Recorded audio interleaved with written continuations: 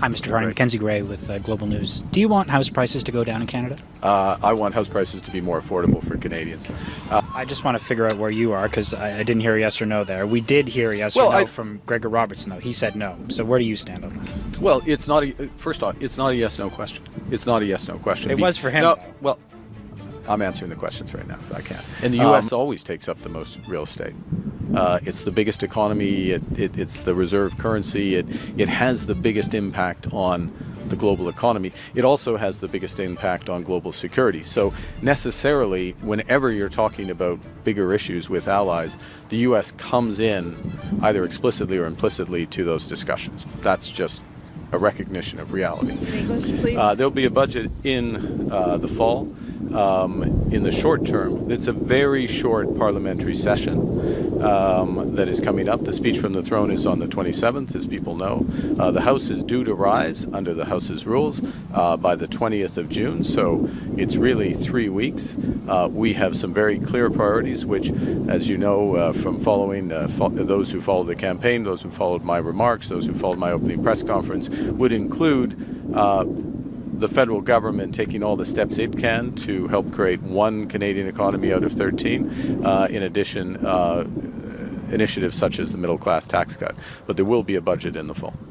Abigail Beeman, CTV News. Yep. To that point, with your economic experience as a former governor of two central banks, Yep. why not present Canadians with a budget at the very first opportunity? Well, this is in fact based on my economic experience. There is not much value in my judgment, and it's considered judgment, and it's judgment based on experience, that there is not much value in trying to rush through a budget in a very narrow window, 3 weeks, with a new cabinet, effectively a new finance minister, just reappointed, but a new finance minister, rush that through, for example, in advance of the NATO summit, which happens after Parliament rises. So the NATO summit, 23rd, 24th, that is going to be a very important event for the security of Canada, but also it will have fiscal implication. It will have budgetary implications for Canada. That's one example. To have a budget before we substantially advance further our discussions with the Americans with respect to our economic partnership, to have greater clarity around that. I'm not saying we'll have perfect clarity, but to have greater clarity around that. Again, that's another factor. A third factor, one of the things that we emphasized and are working on from the start of this new mandate is improving the efficiency of government spending, looking where we can reduce costs at all possible, and improving the productivity of the public sector. Can I ask you as well, in your discussions, I think Prime Minister Maloney had a sit down with Donald Trump recently. I know that President Zelensky certainly did. Yep. Do you compare notes when you're sitting down with your allies about how you interact with the U.S. president? And I guess more broadly, how much, when you're getting together with your allies, how much is the U.S. really taking up the real estate in terms of what you're talking about? Well, look, I'll answer the second part of that question, which is, I've been involved in international economic issues for 20 plus years, quarter century probably, as a policymaker. And the U.S. always takes up the most real estate. It's the biggest economy. It's the reserve currency. It has the biggest impact on the global economy. It also has the biggest impact on global security. So necessarily, whenever you're talking about bigger issues with allies, the U.S. comes in either explicitly or implicitly to those discussions. That's just a recognition of reality. In terms of, we spend more time, I would say, in terms of the conversation of allies, not trading anecdotes about talking with the president or anything like that, but more about this nexus, if I can put it that way, this link between our economic requirements and security realities, and how, for example, is the trading system going to be restructured given the U.S.'s new positions in a way that's going to make our citizens better off and more secure. And this is our fundamental responsibility, and that takes up the vast amount of time in very specific ways that we can potentially deliver that. Hi, Mr. Carney. Mackenzie Gray with Global News. Do you want house prices to go down in Canada? I want house prices to be more affordable for Canadians. And let me explain that. It means a number of things. One, in the very short term, it means getting specific costs out of the price. So for new home buyers, is as many people know, and I want everybody to know this, cutting GST on homes, new homes, and ensuring that particularly younger Canadians get the benefit from that. So that's the first thing.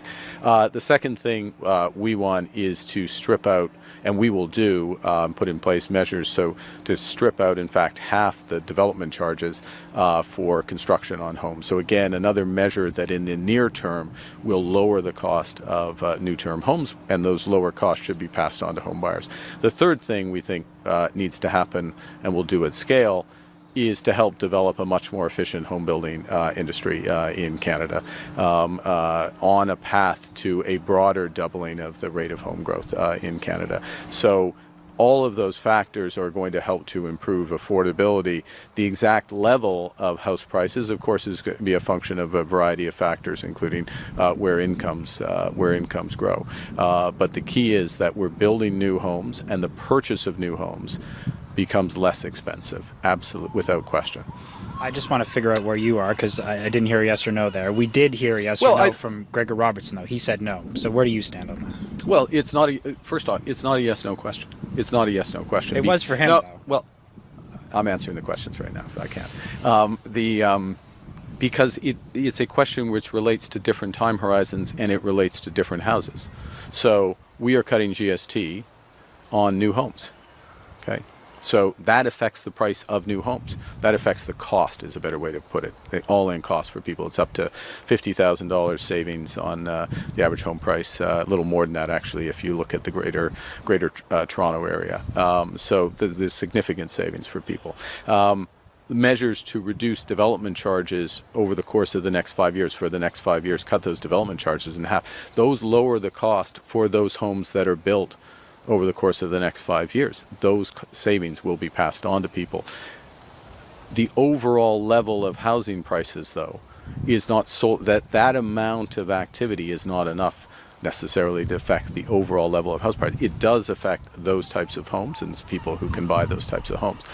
Once we increase, as a country, the rate of home building, then that is going to make home prices much lower than they otherwise would be. But that's a medium-term effect, and so that depends where house prices would have otherwise been at that point. So, look, the economy. It'd be lovely if we could always give very simple yes/no questions, up/down question answers to economy. But we're talking about time horizons. What the core issue is, the core issue for younger Canadians, for all Canadians, is that the level of house prices goes down relative to their incomes. So the affordability goes up for them. And both in the medium term and the longer term, that's what we're looking to do. Thank you.